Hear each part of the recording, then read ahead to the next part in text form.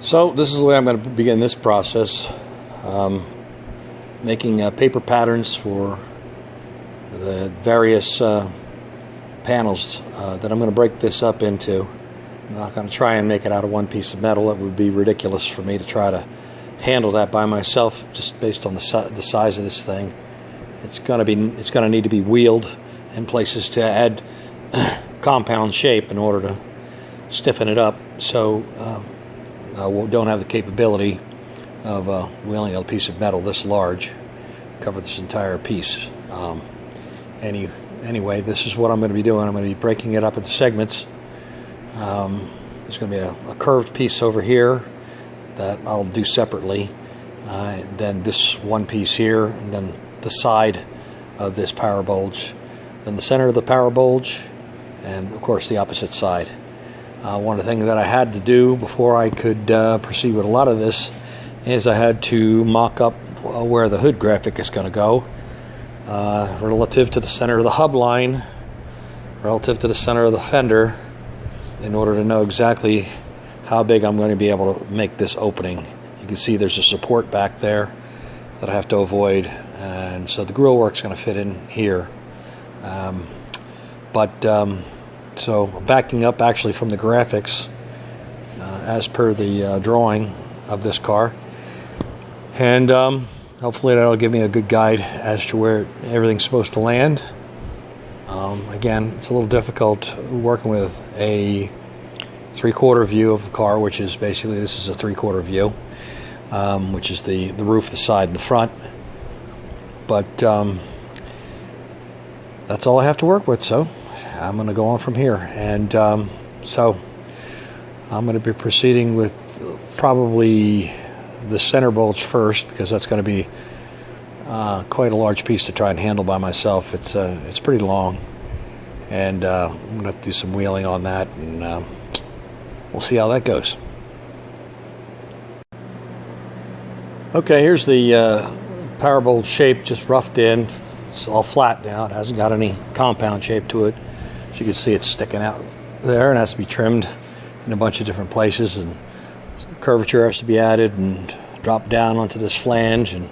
But right now, I just put these side flanges on the back and front flange in order to make this large piece of sheet metal easier to handle, because that's a pretty unwieldy piece of metal right there. So this will enable me to run it through the English wheel, put a little crown in it, and work it slowly. But without these side flanges on it, I mean, it just would be, I mean, it can be done. I've seen guys set up cardboard boxes and stuff on the other side of the English wheel to pick up the slack, so to speak. But I'd rather have the thing be semi-rigid. It's a little easier for me to control. Everybody's got their own technique, but so anyway, I just wanted to show you what that looks like, with just the side flanges bent roughly in, front and rear flanges bent again roughly in, and we'll move on from here.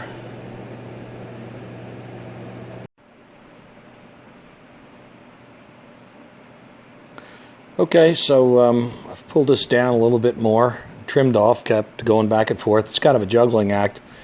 You gotta put some crown into it this way, then shrink the edges down, put some more crown in, trim some more off the edges, and try to do everything, keeping everything symmetrical on both sides. That's a little bit nerve-wracking, but using some basic tools like this is just a carpenter's angle finder, and this is, I put this on here just like that to swap over to the other side to make sure that the angle is the same on both sides, and then coming up with different patterns. Once this side was established, I roughed the whole thing in, and then once this side was established and I knew what this profile needed to be, going around sweeping around this way, and how it would lay on this hood.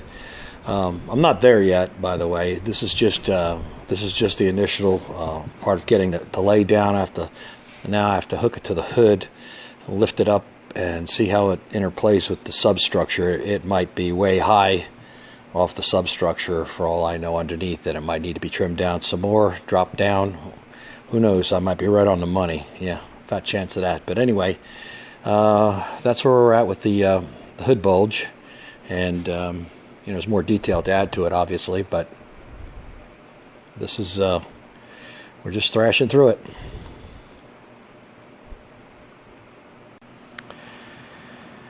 So earlier I had spoken about the need for an intermediate substance between the hood substructure and the outer skin in order to keep it from vibrating. There's a lot of injectable foams that are available that are used normally. I'm not too comfortable with working with those particular materials. They pop kind of fast, and I needed something to space it up while I'm developing the skins to make sure I have adequate space between the two items. So initially I'd said that I was going to use this double stick tape and leave the outer tape on so that it would be slick on the top side, stuck down to the metal. But this is just a little too thin. I think it's like a 32nd of an inch or something like that. It's very thin. It's used for applying you know, badging to cars these days and moldings. It's really strong stuff. It's good stuff. It's expensive. I would have had to put, I don't know how many, 4 layers at least to get 1/8 of an inch. So I thought, well, maybe I can just get some sort of a foam that tape, you know, that you would use for you know, insulation, something household of a household nature. And so the next thing I came up with is this is just a 1/4 inch foam tape you would put down before you put a truck bed cap on your truck. This would protect the top of the bed, and it's sticky on one side and it peels back and exposes. It's just a gray tape once you take this off. But anyway, it's compressible, so it compresses down to about the dimension that I needed, which is probably just a little bit under 1/8 of an inch. So I thought that was a perfect solution. So yesterday I went about doing the center section, taping it up with this stuff. And as I'm doing it, I'm staring at the engine and I'm going, I have no idea how much heat this stuff can take. You know, the last thing I need is for this thing to be all done and painted, and then you heat this car, drive this car, and get this engine up to its normal operating temperature, which is around 210 degrees. And it's trapping all this heat under the hood, and then this foam tape starts to do something funny. Who knows?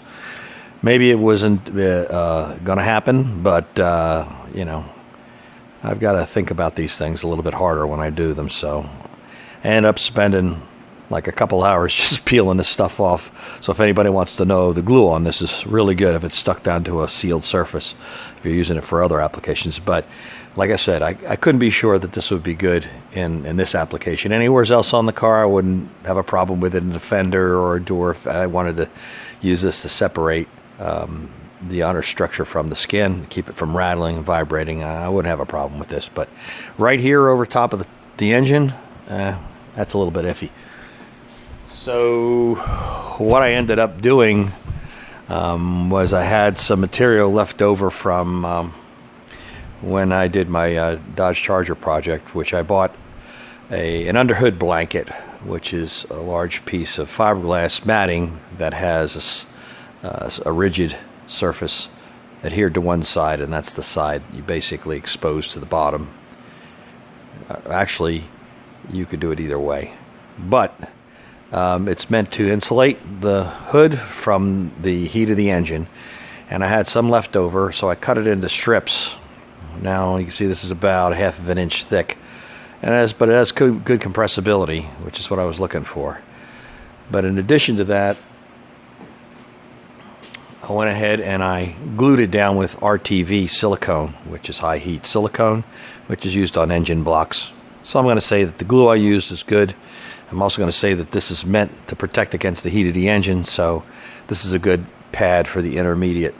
Also, what I went ahead and did is I just made up this little quick tool, which is just a razor blade attached to a 1/4 inch block, because I just wanted to cut a little bit of this material away, and so I rode this against the surface of the hood substructure and just sliced away the upper portion of it like that. And that way I just shaved it down to exactly what I need, which it'll compress down to about you know, between 3/16 and 1/8 of an inch, which is about what I had estimated I would need as a pad between the inner structure and the outer skin. Anyway, long rambling speech, but just wanted to let you know how I came about doing that process.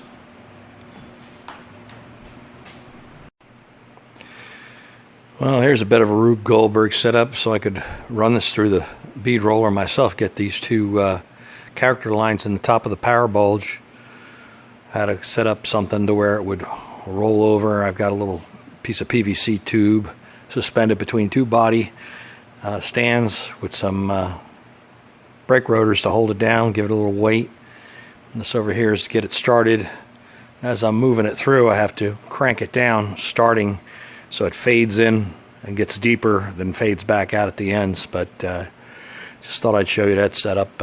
Something that's normally a 2-minute job with two guys. It took me about a half an hour to set up.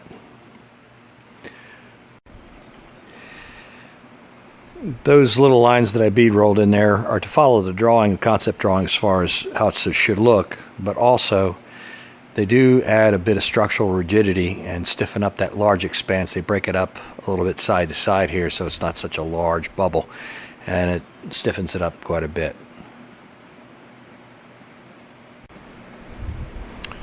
Okay, might seem like I'm getting a little ahead of myself laying out the graphic stripe here, but the graphic stripe basically is key to the location of the vent that goes in the side of the power bulge. With that in mind, I have to make sure that it lays out on the fender correctly. It's not too far forward, not too far back, and that I have enough space relative to the understructure to put the slot in there to fit the grill in. And I got to think about how I'm going to attach that grill, whether it's going to be external, whether it's going to be behind. All of these things come into play right now because of these two pieces, this lower piece and this piece, how they come together. I have to provide a pocket in here for the grill screen in the vent. So anyway, I've got the this lower skin, you know, pretty well roughed in, so now I'm just, like I said, I'm checking out how the graphic stripe will come across for these two side pockets that'll be on either side of the hood, and how they're going to lead into that power bulge and where I need to cut it. It's kind of hard to see from this camera angle, but what I've done is this, the power underside of the power bulge. We've cut the two openings where the hood will allow the air out from underneath of it, and I've taken this edge here and I've come down 1/4 of an inch and then rolled it in. I've got about a 1/2 inch here, and that's just to maintain the rigidity on this opening. And then I've added two small side pieces here, which will create the sides of a box. Now once this is flipped over and attached to the other skins, there's already a piece of sheet metal protruding, which I'll show you in a minute, and that will create the floor of this box with a return lip that will go in an up direction. Of course, this is upside down, in an up direction, and that'll hopefully do is any rain that drives in here will just flow back out onto the hood. You know, you're going to get some rain in there, but this box is basically kind of acting as a gutter to shift everything back out onto the hood. Anyway, thought I'd show you this while I had it upside down. I'm going to put it back on the car right now, and it'll be a little bit easier to see what's going on over there. Okay, you can see a little bit better now that I have it up on the hood substructure, and you can see how this piece has a piece of sheet metal that goes in, creates a floor right here. These are the sides that I had welded on that I showed you before. This is bent over, and this is keep this reinforced on the top here, keep this from being weak on the top side. And on the back side here, right now, this is just a little bit floppy, but I'm going to go ahead and break this up 1/2 of an inch to create a small barrier here for any water that might get in through the grill material. This is the kind of grill material that will end up getting used over here. And I haven't figured out exactly how I want to apply it yet, but that's what I'll be using for the grill material. And anything that gets past this will just roll back out onto the hood, because the whole thing curves in this direction. Like I said, it's probably not going to stop a torrential sideways rain from going in there, but hopefully this car won't be anywhere where it'll be that kind of a situation. So anyway, all right, so I'm just going to end this week's video right here. I've got a lot more to develop on this hood, so this is a logical stop point, and so the video doesn't ramble on too long.